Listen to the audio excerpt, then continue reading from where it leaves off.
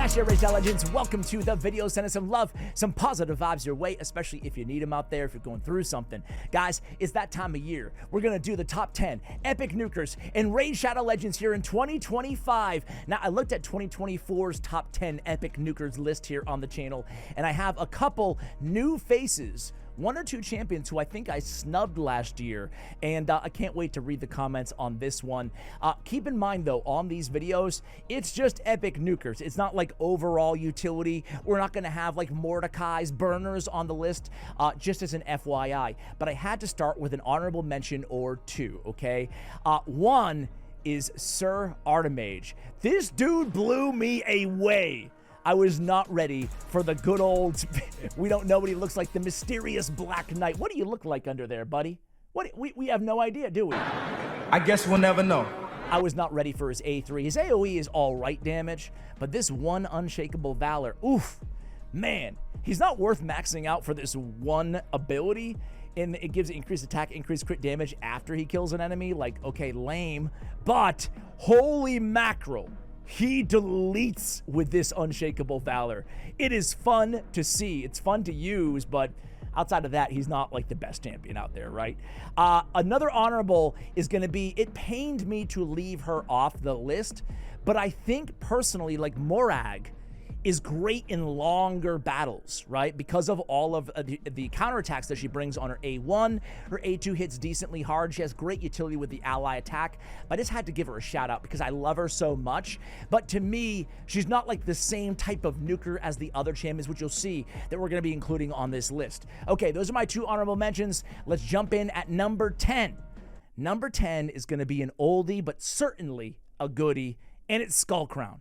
A high 1509 base attack, an AoE on the A1 and AoE on the A2. Potentially a 2-time hitter on the A1. She's got all the fail-safe unkillables, can't kill her for an attack-based squishy champion with 826 base defense. That's exactly what we want to see. Also, a very hard-hitting AoE on the A2 with the Weaken on a 3-turn cooldown, 75% chance at a big version of Weaken. I love Skullcrown. I mean, she's an old-school champion, but I still think she's amazing. And she has great multipliers and great base attack as well. So she comes in at number 10. At number 9, I have the only tie on the list, and it will make sense because it's the two enemy max HP champions, right?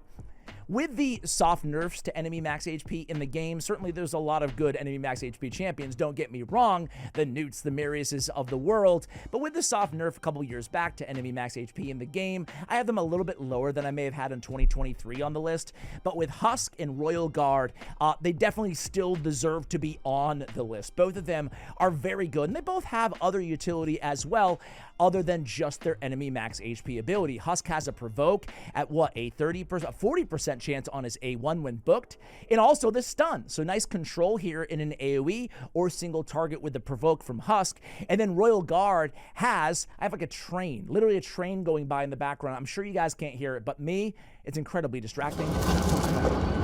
What am I doing? I am blow and dodge.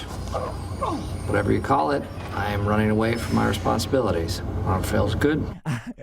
Choo-choo, not Skaramis, but Royal Guard. See, Hamstring is a great control ability as well. It's kind of like an allure, but on an A3 on a 4-turn cooldown, but maybe arguably better. It has decreased speed and 100% turn meter decrease, potentially. Each hit has a 75% chance of decreasing the target's turn meter by 25%. Very good for the Fire Knight especially, but he also has a harder hitting AoE on his enemy max HP ability versus Husk because we're factoring in enemy max HP and his attack as well. He also brings a decreased defense on his A1. Who doesn't love Royal Guard, right? I remember way back in the day making these, 4 Royal Guard teams, or a lot of creators making the 4 Royal Guard team videos out there. Who's your favorite old school creator that doesn't upload anymore? There's so many of them.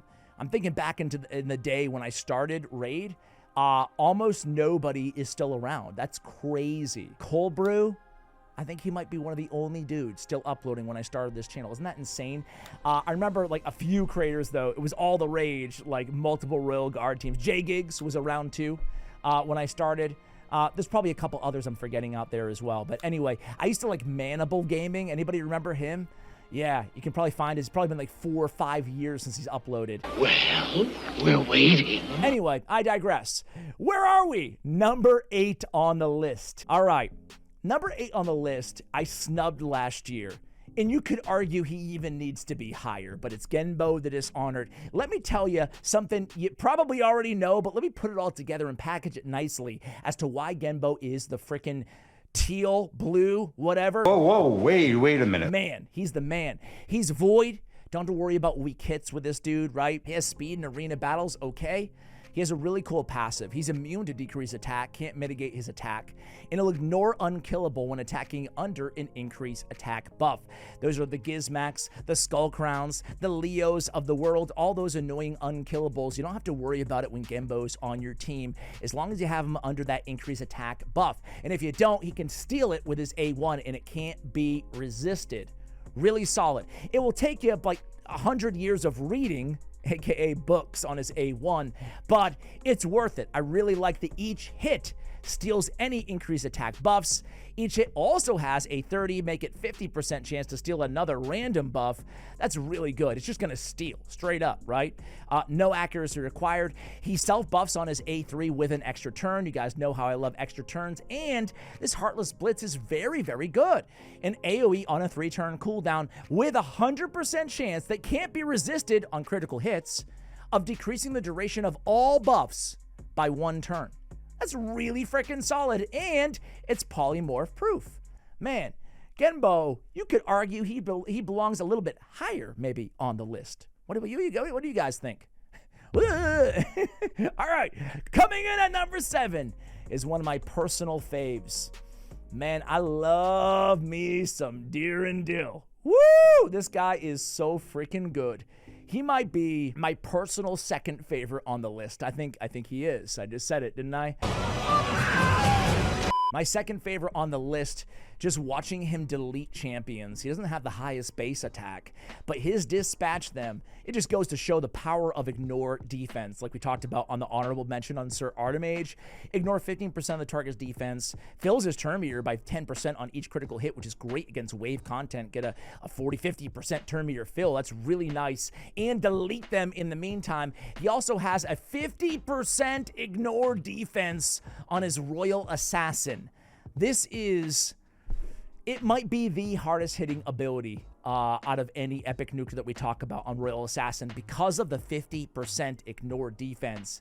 That's really uncommon to see on an epic champion, right? He is one of my favorite nukers out there. I've said that before. Let's move on. All right, number 6. Well, it just so happens number 6 is my favorite epic nuker in the game. Back-to-back, Dirindil, and then Pan the Bowhorn. Yeah, he's my fave. Listen, I'm trying not to be so biased and put him high on the list just because he's my favorite. But this guy, he's kind of like Dirindil, but in my experience, can hit even harder. Pan the Bowhorn is amazing, right?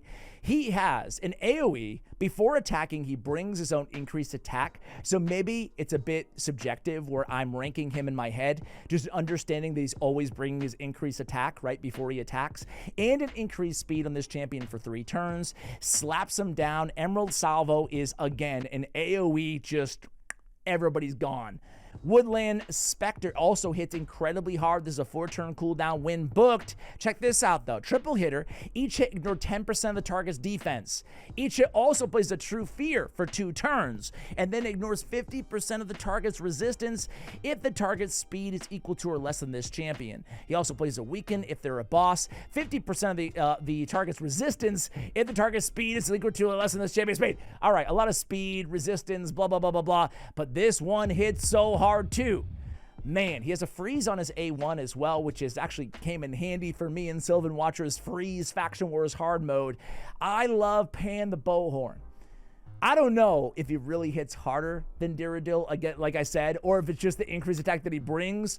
But man, seeing this Emerald Salvo go off, ooh, I love it. I just love watching them all fall down one at a time. So Pan the Bowhorn comes in at number 6. At number 5 on the list, I think I love all these champions, but those are my top 2. But number 5 might be my third favorite. It's Magnar. Yeah, man, Magnar still got it. You know what his claim to fame is? He might not be the hardest hitting. He's very close to, though. But the percussive pound, the double hitter from a tanky HP-based nuker. We have the HP-based, just god-tier nukers in the legendary category and the mythicals. We've got the Nices, right? We've got, obviously, the Tauruses of the world, the Narcissus of the world.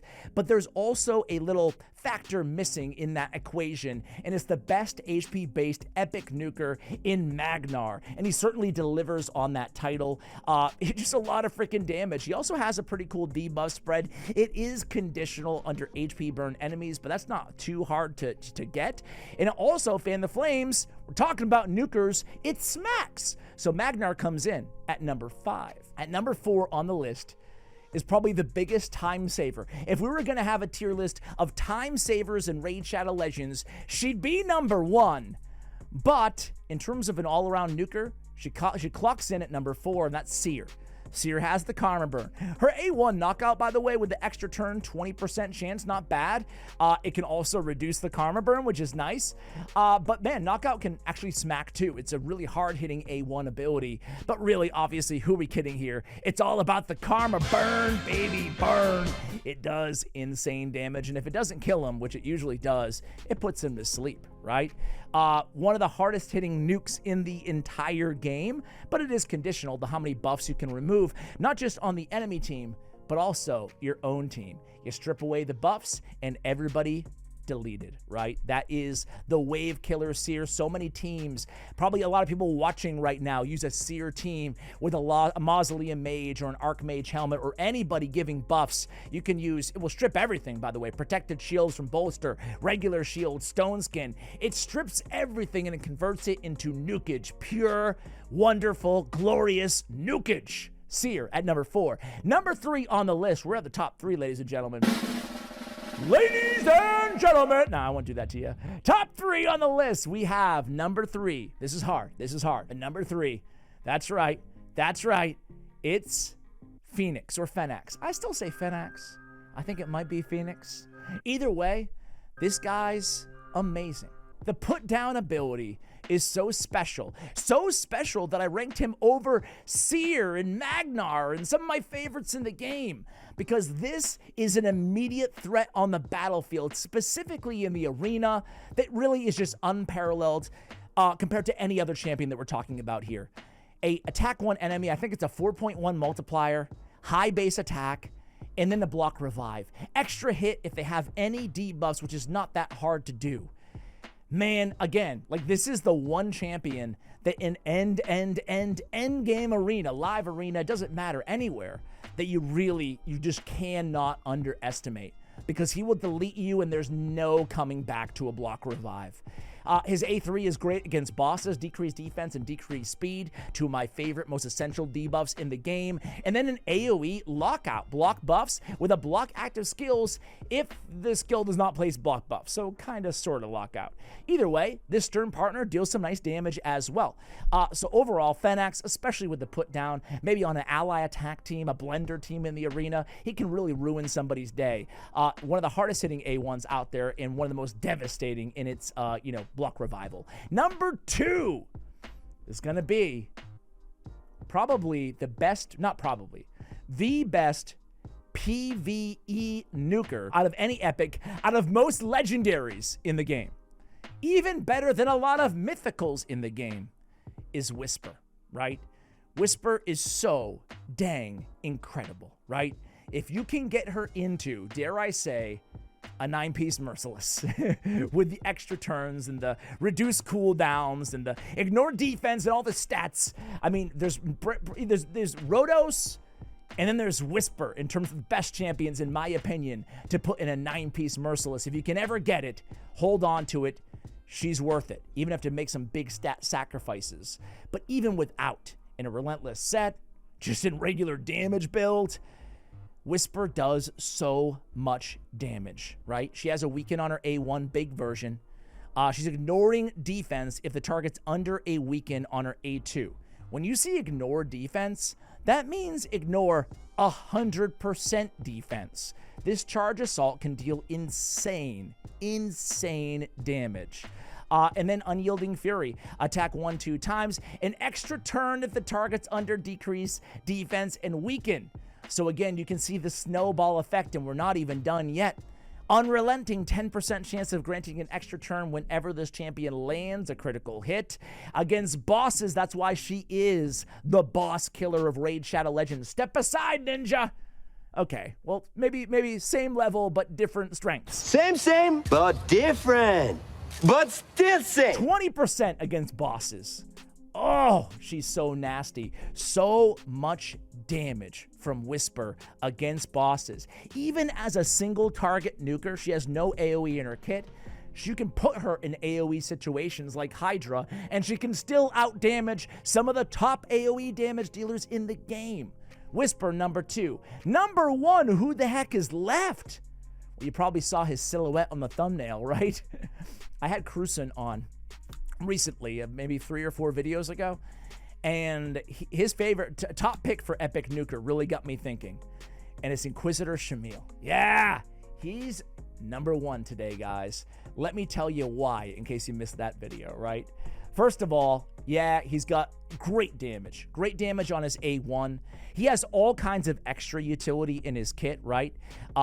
Has a 50, make it a 75% chance to decrease the duration of a random buff on the target by 1 turn. Every time an enemy places a debuff on an ally, uses this skill against that enemy. Counterattacks deal 50% of damage. Okay, whatever, can't be critical, who cares? Really nice A1. Some people put him in a toxic set to just land extra poisons there. Just gotta be careful the debuff meter. But I put him in ignore defense, even though you could argue he doesn't need it. Because on his Cow of Horrors, this is one of the best abilities in the game in terms of raw, sheer damage. Triple hitter, ignore 25% of the target's defense. Another 25 of the target's defense for each buff on this champion. So, man, you put 3 buffs on Inquisitor Shamil, you've got a 100% ignore defense ability on a triple hitter. That's so strong. He's void affinity, kind of like Whisper. We don't need to worry about affinities. Plays a true fear on all enemies for 1 turn if this attack kills an enemy. I love that for wave control for the arena as well. 100% ignore defense, not hard to kill an enemy. You pop off an enemy, true fear everybody else. But the reason he's number 1 right now is because a lot of people haven't really picked up on it yet, but this guy is a great option, even in the arena, with all the Fabian meta right now. Normally, I probably would have put him maybe number 3, but for this very reason, this is one of the most broken, we see it with the Head of Torment, right? This is one of the most broken abilities in the game in terms, it's the best by far and away to respond to fear or true fear. Each critical hit fills his champion's turn meter by 7.5%, which is amazing anyway, right? We get, what, 22.5 turn meter just on his A3, just built into his passive. Whenever an ally receives a fear or true fear debuff from an enemy, this skill will instantly remove the debuff and fill the team leader's turn meter by 15%. There's no cooldown. It happens instantaneously all the time. So you can't be feared or true feared. You're getting constant turn meter filled to the leader of your squad. He's got a hard-hitting 100% ignore defense that can smack on his A2. Am I crazy? You guys can let me know in the comments below, but there it is, our 2025 top 10 epic nukers in the game. Who's too high? Who's too low? Who did I totally snub? Let me hear about it in the comments below. Thanks for watching till the end of the video, guys. Much love, and as always, take care, guys.